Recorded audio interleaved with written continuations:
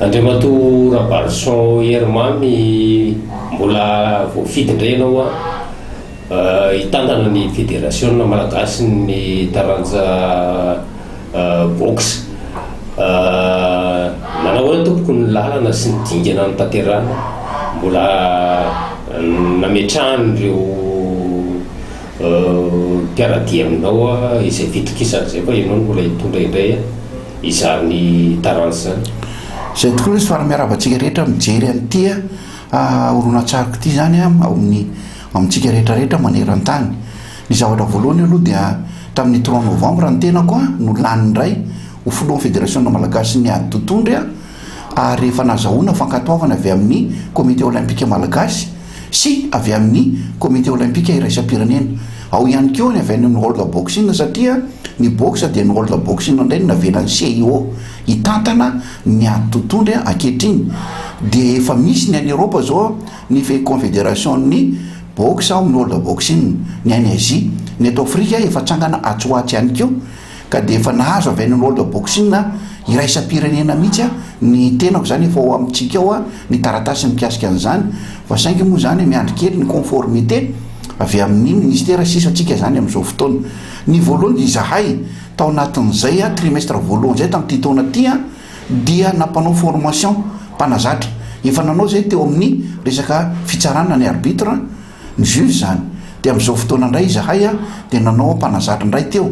vita indray iny ny an'ny mpanazatra amerina farany izahay amin'ny resaka fitsarana ihany koa miaraka amin'ilay expert Tamo Cyprien avy any Cameroun. Izy io dia expert iraisam-pirenena ary mpiambana ao anatin'ny world boxing ihany koa izy no misahana ny communication aty Afrika. Ka mikasika an'izay zany dia efa mandeha dia mandeha ny asa rehetrarehetra ny programme ataon'ny fédération malagasy ny ady totondry. Eto dia mampatsiahy ihany mampafantatra atsika rehetrarehetra any amin'ny ligue partre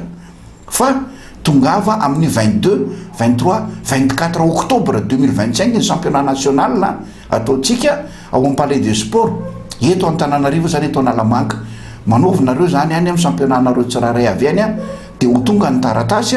dia mandray anjara ianareo amin'io championnat national mariako. Fa zay mandray anjara amin'ny championnat national no miaffilié ty amin'ny fédération. Misy ligue ao, misy ligue anankiroa zay tsy miaffilié intsony atao anatin'ny fédération. Ny antony dia zao tsy nandray anjara reo fa championnat national indimy zay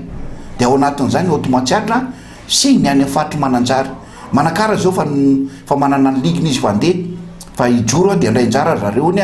amin'ny championnat national 2025 ty fa ny ao mananjara io zany no somary tsy dia nandray anjara mihitsy nandritra n'izay 5 taona teo zay ko noho izany défaillance le ligue anankiroa reo mananjara sy automatsiatra ametraka olona any izahay hosolo tena ny ligue ao amin'ireo faritra anankiroa zay ataonay avy aty amin'ny fédération miaffilié avy aty amin'ny fédération mariako ny ho any tsika tsy miady amin'izy indray zay foana teneniko ny mpanao boxe tsy misy miady tsika fa misy kosa reo le mpitatana zay manana ny eritreriny manokana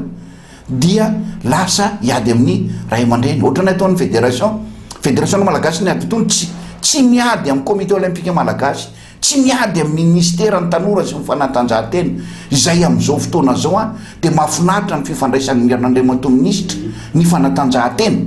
satria ministre fantatra fa tanora izy ary mikarakara amin'ny fanatanjahantena ray manontolo. Ny fifandraisanay miona ministre zay dia raisany dia mifampiady hevitra mifanazava mipetraky ny boxe eran-tany fipetraky ny boxe eto Madagasikara ary ny amin'izao zany za miteny zao dia hita mihitsy ny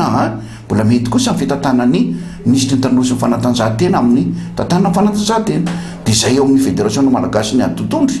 dia tena manambara mihitsy manga ny lanitra ary milamina tsara ny ady totondry sy ny fédération malagasy sy ny ao anatin'ny fédération malagasy ny ady totondry sy ny ministère. Ka zay natoka misy ministère manao an'izao boxe tsy misy zany fa milamina tsara na ireo